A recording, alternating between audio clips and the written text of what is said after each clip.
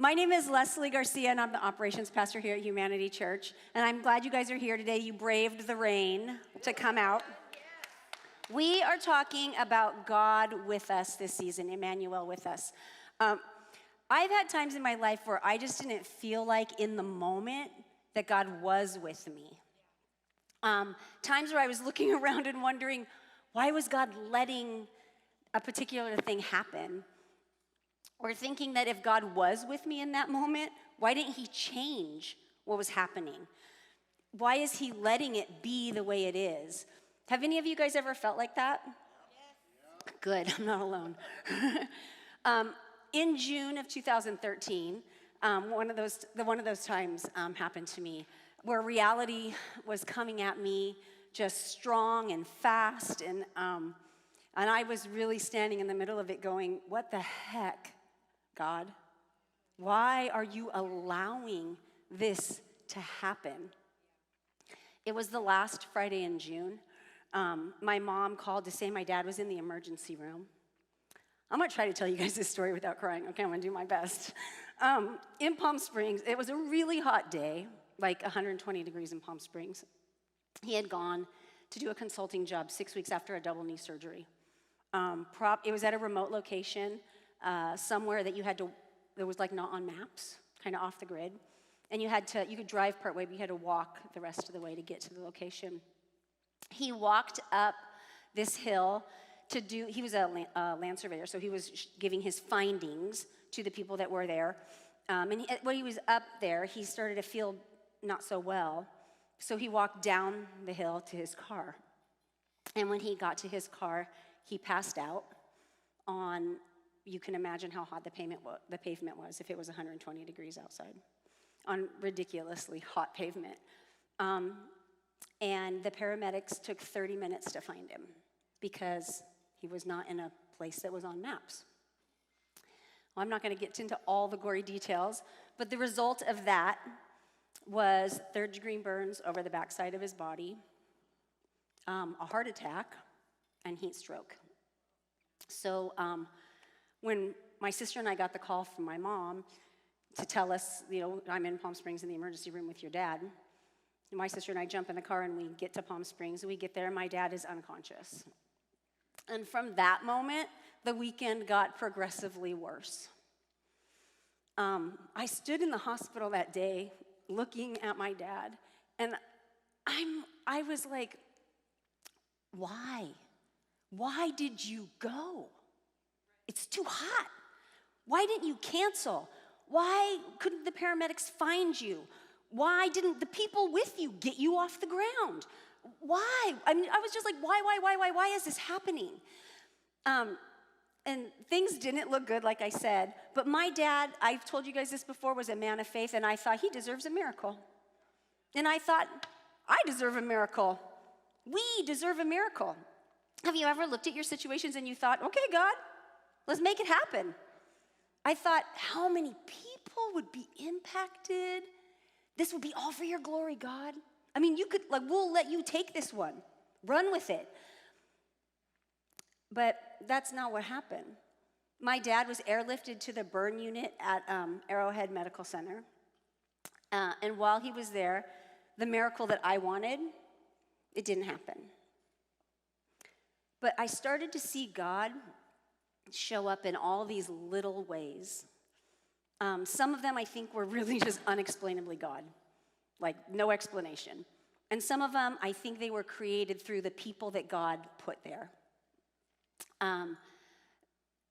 That weekend, we were the only people in the burn unit. There was nobody else there.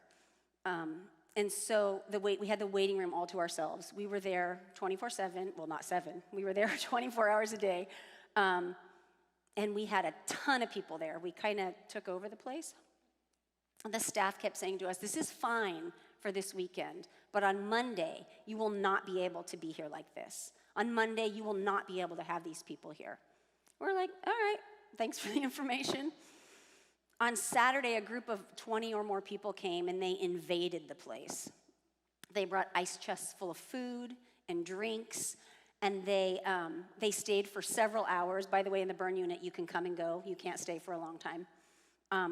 They prayed over my dad. They pulled my mom out of just the room she'd been sitting in forever. They prayed with my mom. They had this huge prayer meeting in the waiting room. And for me, I was not excited about the people. My mom loves people. She loves to be around people. When things are going wrong, she wants all the people. I'm a suffer in solitude kind of gal. So when my life's falling apart, I'm like, thank you, no. I just want to be alone. And so for me, those people didn't feel like a blessing until I was sitting in the room alone with my sister and my dad. And I was like, yes, thank you for coming and taking all this out. They gave my sister and I this moment to be alone and to just be with our dad. And had they not shown up, we would have never had that moment. And I said, they let anyone we said come in the room. Again, saying, on Monday, you will not be able to do this. The nurses were so attentive to everything that we needed. Like in the hospital, you touch a button, and generally they come when they come. For us, they came immediately. They were there at the touch of a button. Things declined fast. At the end of Sunday, they basically told us that the only thing keeping my dad alive was a medicine cocktail that they had him on. And they said, this will fail. It will fail, so it's just a matter of time. But they allowed our entire family to be in the room. We were able, my aunts, my uncles, my cousins, my sister, my mom, we sat around my dad, and we were able to read Psalm 23 over him. We sat around him, and every single person got a chance to read that psalm over him before he passed. And we were just given the time and the space to say goodbye and to usher him into eternity in a way that was graceful. When we left that night, we walked out of the hospital, and we didn't pass a single person. There was nobody around. And we walked out into this air that was still and dark and silent. And I don't know if you can imagine just walking out into a space where like the air doesn't move. Well, we're walking out, and it was somber, as you can imagine. But as we walked out into this still, dark night, out of nowhere, this bird just appeared on the ground. And all we could hear was, whoosh, whoosh, whoosh. This bird just starts flapping its wings, and we're just like dead in our tracks. And this bird just takes up off the ground, and it flies across our path. And literally, I'm not joking you, disappears into thin air. I don't know where it went. It just flew by. And we're just, all of us just dead stopped. And we're like, did that happen? Did that just happen? It was just so surreal. That's all I can say about it. And I don't know, for me, I don't know, tangible signs from God. Sometimes I'm like, there's an explanation for that. But that day I stood there and I was like, that was crazy. That bird, I don't know. But we were all of us totally overwhelmed. And that moment, just standing out there, it felt like grace and comfort and mercy, and it felt like God with us. There's this moment in the Christmas story that reminds me that even when we think God might not be with us, that he is. In this story, prior to this part of the story, Mary had already given birth. The wise men had come and dropped off their gifts, and they had, in that part of the story, I don't know if you know, but they had been asked by Herod to come back by him and let him know where the baby was so he could, because he wanted to kill the baby. He didn't tell them that. But they had kind of sensed that, so they had gone home a different way. But in the scriptures in Matthew 2, 13, 15, it says this: when they had gone, meaning the wise men, an angel of the Lord appeared to Joseph in a dream. "Get up," he said, "take the child and his mother and escape to Egypt. Stay there until I tell you, for Herod is going to search for the child to kill him." So he got up, he took the child and his mother during the night, and he left for Egypt, where he stayed until the death of Herod. And so was fulfilled what the Lord had said through the prophet, "Out of Egypt I call my son." When I read this part of the Christmas story, I wonder about Mary. What was Mary thinking? She'd been pregnant before marriage as a young woman, not super positive thing to be back there, for her. She'd been asked to relocate via donkey at the end of her pregnancy. I know for all you women who've been pregnant, that's a big yes, thank you. Right? When she got there, no family of her own, and then she gives birth in a barn. And then, if that's not enough, after the birth, an angel comes and tells her husband, get that baby up and get out of Dodge. I just can't, I wonder what she's thinking in that moment. I look at my little nativity scene, and Mary's like, yeah, I don't think so. I think Mary was like, what the heck? I think Mary was like me, saying, God, why does it have to be this way? I think she was, this is too much. And by the way, this is your son to save your world. I think she was asking him to intervene, or I imagine that she might have. I'm telling you, if I was Mary, I would have been like, hey, God, can I see my contract? Because I'm going to renegotiate. I wouldn't have been so cool with it. But I imagine Mary had all those thoughts. But I also imagine that Mary had seen enough to trust God. I imagine that she knew that he would make things right, that he would come through. I imagine that she had become proficient in identifying the presence of God with her. For us this Christmas season, that's my hope for us, that we would become proficient in recognizing God with us, proficient in seeing all the ways he shows up in the middle of the storm, in the despair, in the sadness, in the impossible. And even if he doesn't change the circumstances, because he doesn't always do it, that we could still see him through signs and people and hope and comfort and direction and space and breath. It's my greatest hope for us this season that when we are able to find God in those moments, that our faith and our hope are expanded. I want to encourage you guys this morning that even when you find yourself in those moments where you don't feel like God is there, where he's not showing up in your estimation of things, that he is there, even if you don't feel like it. When I look back at that weekend, it's obviously, for me, still a terrible weekend. But I can see people that God sent to support and pray and believe and hold up and intercede. I can see nurses that gave so much leeway and broke their own rules. I can see the gift of being able to surround my dad in love as he left this life. I can see the mercy of not having to go through what would have been a long and horrible recovery and probably would not have ended in a full life. I see God's hand all over that weekend, and it's still sad, but it's also beautiful.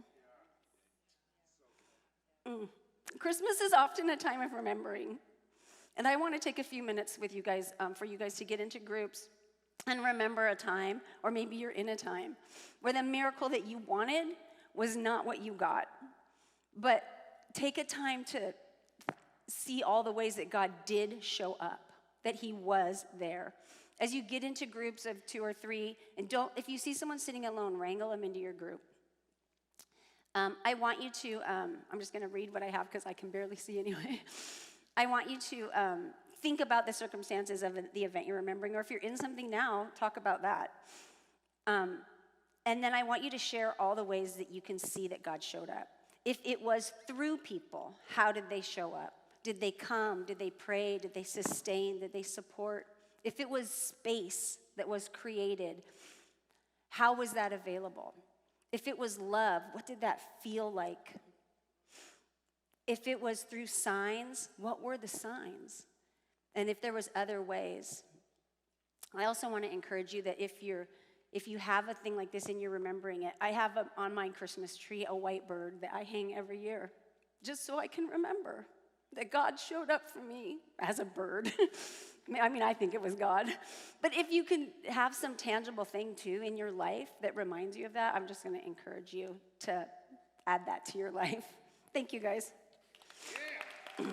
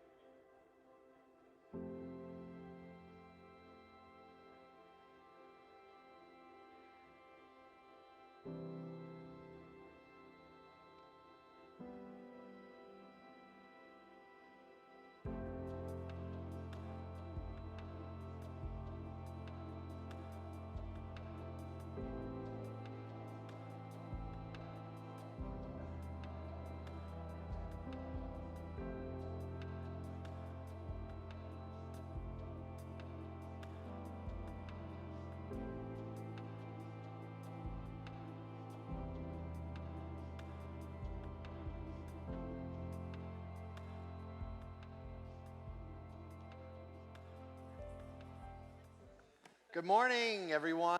You can come back together. Man, that was a beautiful, beautiful talk. Awesome. Well, I'm excited to be here. After this, we're having our volunteer Christmas party, which is very exciting. And for those of you who are watching from out of state, it is raining in Southern California, and in Southern California, when it rains, people go crazy. So, I love this series, this conversation, because I feel like really for the first time in a long time, we've talked about Christmas and about God being with us in a way that moves us to a deeper place.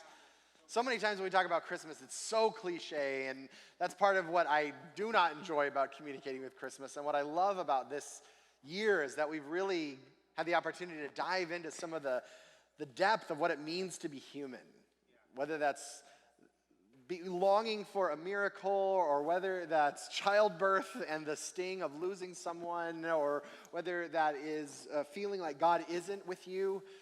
It's been beautiful to dive into the depths of what it means to be human at Christmas and what it means to have God with us. So I want to take us to another place today with that. How many of you have ever felt the sting of being unchosen? I feel like I could write a book on being unchosen. As a kid, I was this overweight, goofy, socially awkward kid.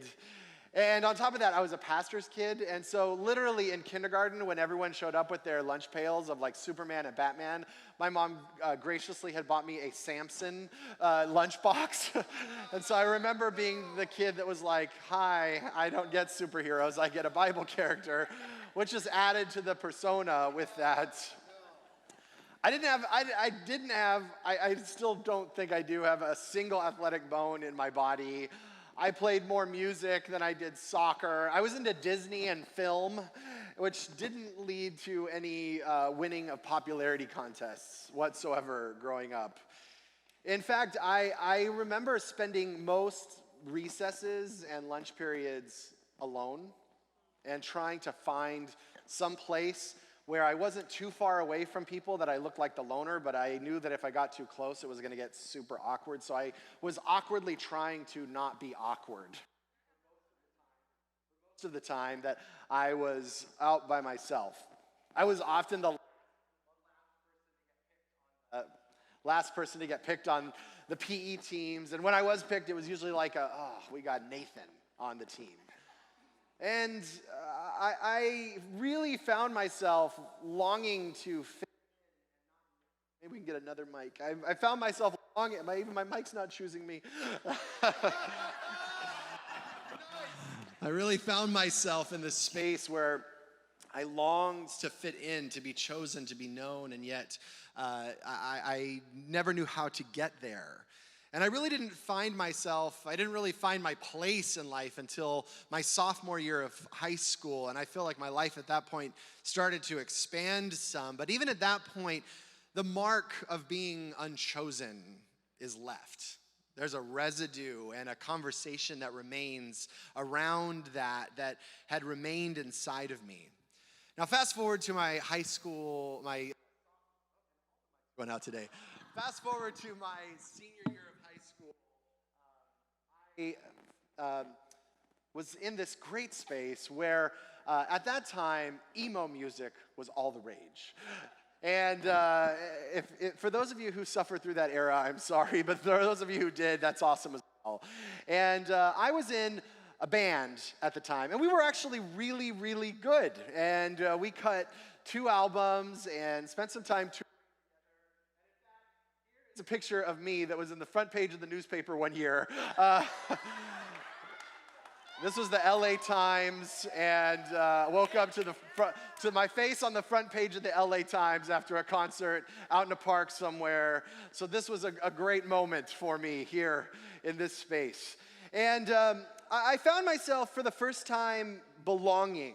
And we were playing shows and touring and having a good time. And I found that my identity and my significance began to be tied with this new persona that I had developed and that I had been given. And I had finally found a group of individuals that I felt respected me, connected me, and knew me because of what I did and what I did well in that moment. Now, there are two things that are true about me. One of those was true at the time. The first thing is that I have always had this very clear moral compass. From a child, I was always the kid that was reminding people of what was right and wrong and what was good and bad. And I always had this clear sense of, hey, when we engage in these practices, you move towards a healthy life, and when you don't, you're going to find yourself in trouble. And that's just been with me for a while. Now, that works well when you're a pastor working with people. It doesn't work so well when you're 15, 16, 17, working with individuals and trying to navigate your way through this. The other thing that was true about me at the time is that I desperately wanted to finish college.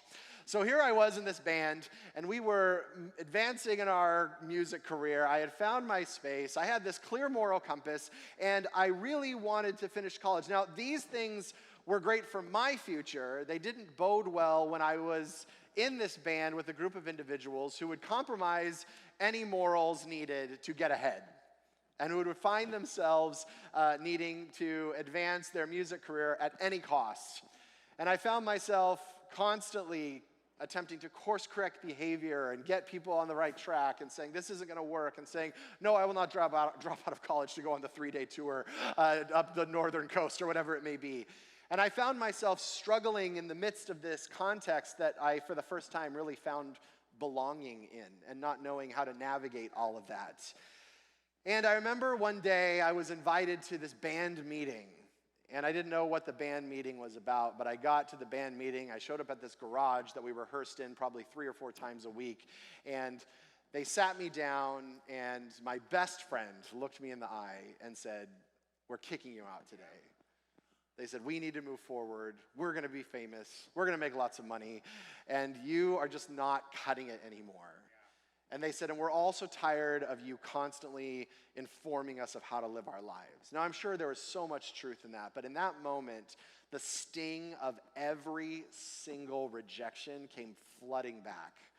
It was as if I was 5 years old again, or 6 years old again, or 10 years old again, and wasn't picked on the field, or wasn't chosen again, or found myself alone and rejected. And I remember I held it together, yelled at them, did some really amazing things, like when you're going to quit your job, all those things that you dream of doing. I did all of those.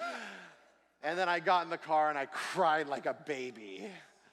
I was 18 years old at the time, and I remember driving to my mentor at the time, Pastor Freddie Garcia, and sitting with him and crying in his living room, and just a mess. I was just a puddle. And I got in my car, not knowing what to do, and I did what most people do who grew up in the church when they're in a space where they're despondent, and I was like, I'm just going to do Bible roulette. Have you ever done Bible roulette, where I'm just going to open the Bible and I just need you to speak to me, God, and nothing was working. So I turned to Jeremiah 29:11, this verse that most people read when they're needing some type of pick-me-up, and it says, for I have plans for you and a future and all this stuff, and I was reading it. Have you ever read a verse that was supposed to make you feel better and just didn't? Yes. Like God was not with you in that verse, and I'm like, what? So I just kept reading. I blew past Jeremiah 29:11, and I just kept reading, and I kept going, and I found myself in Jeremiah chapter 30. And I found myself in this passage, and for the first time ever in my life, I felt like God whispered in my ear through the scriptures. Like he was present with me in the car, speaking to me as I was reading these words. And it says this in Jeremiah 30:16-19, but all who devour you will be devoured. All your enemies will go into exile. Those who plunder you will be plundered. All who make spoil of you I will despoil. But I will restore your health and heal your wounds, declares the Lord, because you are called an outcast, Zion, for whom no one cares. This is what the Lord says, I will restore the fortunes of Jacob's tent and have compassion on his dwellings, and the city will rebuild her ruins, and the palace will stand in its proper place. From them will come songs of thanksgiving and sounds of rejoicing. I will add to their numbers, and they will be they will not decrease. I will bring them honor, and they will not be disdained. Now, I cannot logically explain to you what happened in that car that evening, but I can only tell you that Emmanuel was with me in that car, that God was speaking directly into my place. In fact, I remember feeling like a crazy person because I went from like weeping in the car to laughing almost uncontrollably in the car as I heard these words spoken over me, and I was certain that God was with me in that car that day. And it was in this moment that when he spoke to me, and I'm sure I had read these words 100 times in Sunday school or whatever it may have been. And it was in that moment that I just knew, all things get redeemed. All things get redeemed. And there was a certainty that I walked away with in that moment. And it was as if God was saying, hey, just hold on. Just watch what I'm about to do with all of this.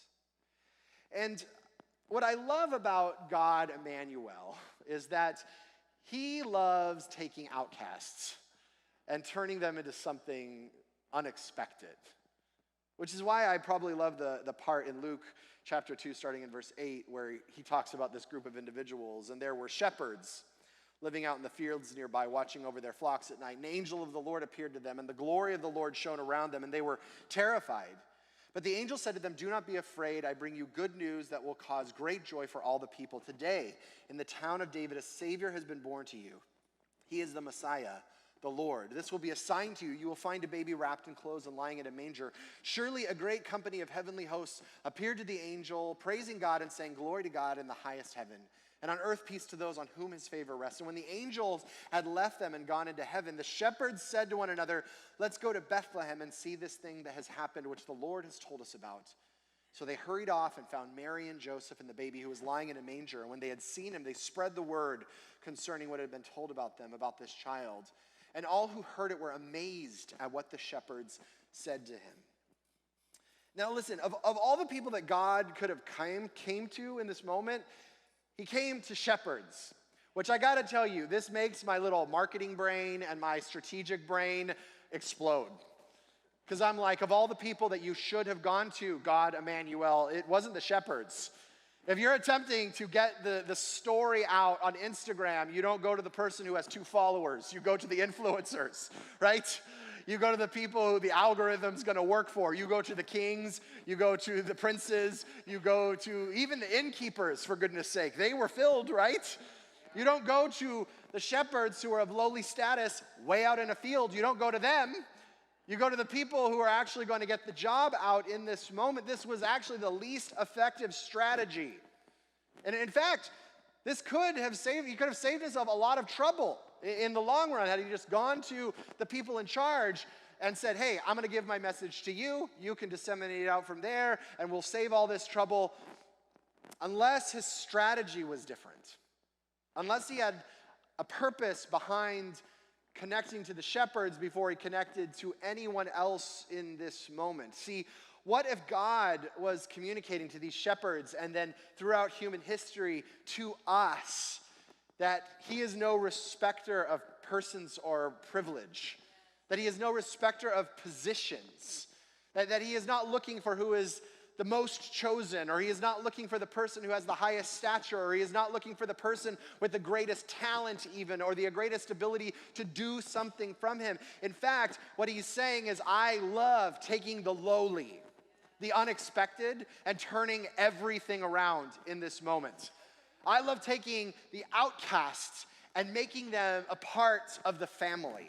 I love taking the insignificant and making them significant when you least expect it, and when everything is pointing to they are not the ones that should have been chosen in this moment. See, part of God being Emmanuel, God with us, is that he loves to change our story. It's one of the things that he does best, is that he changes not only the story that has been told about us, but the story that we have about ourselves.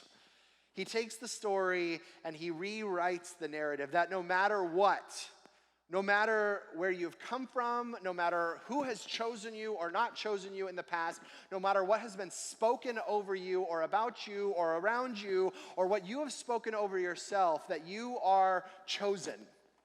That when he chose the shepherds, he's saying, I have chosen every single person in the path of this. And no matter how much evidence you have to prove opposite, about how many times you haven't been chosen, and about how many times you've been overlooked, and about how many times you were awkwardly trying to not look awkward in life. That no matter how many times you were the one who was picked last on the field or at home or at work or at school, that he will keep showing up over and over and over again and saying, you are the one that I choose. See, there's no reason why 15-year-old Nathan should be speaking on a stage here this morning. 23-year-old Nathan shouldn't have even been on a stage for that matter. But if God chooses shepherds, he can certainly choose me. And he can certainly choose you in the process. Yes. And what I love is that it wasn't like an afterthought. He could have gone to anyone else. It wasn't like, well, I guess this is what we got to work with. No, the shepherds were plan A in the middle of this, and that's what I love about this. But what are we chosen for? See, I think there's a beautiful thing that God says, look, I'm going to choose you, and in that I'm going to rewrite your story so you have a warm feeling about Christmas. There's a certain part about that, certainly. But see, the shepherds were actually chosen to be the first ones that would bring good news to every single other person. See, the shepherds, the one who were unchosen, were the ones that were going to take a message to every single other person on the planet saying, you are also chosen. They were the ones that God said, look, go back to the city and take back every single thing that I have told you. And that's exactly what they did. And they went back to a system that suppressed them and overlooked them and did not choose them. And they went back into this system that had abused them and that had cast them out into the fields. And they were there bearing good news. See, what I love about these shepherds is that they could have easily brought bitterness with them. They could have easily got back into the city and said, we'll show you. Like, you guys cast us out into a field. We've been the lowest of the low in society. We have not been respected. We have not been seen with any type of privilege. Let me show you how God has chosen me. But rather than sending them back with bitterness and resentment, he sends them back with a gift. And I imagine that as they went through the city, they looked in the eyes of people who had rejected them, who had called them names, who had outcasted them. And instead of coming with resentment, they came with a gift saying, there's good news for you as well. See, when God chooses us, he doesn't just choose us because we're special. He chooses us because he longs that we would be the ones, the unexpected ones, to go back into our homes, into our schools, into our workplaces, into our communities, and be the bearer of good news. You were chosen to choose others and to bring Jesus into their lives. So here's what I'd love for you to do in the next 5 minutes. Get back in your groups, and I'd like for you to just talk about these questions. What is an area of your life where you may feel like a shepherd? Lowly, unchosen. Could be like there's an area at work or an area at home. Maybe it could be like a historical thing, like I just feel like I've always been weird in this area, or outcasted, or I don't feel like I fit in this area. And what is the new story that God may be inviting you into, knowing that he is God, Emmanuel, the one who chooses shepherds to be the bearer of good news? All right, so go ahead, find your group one more time, and we'll come back together and wrap up.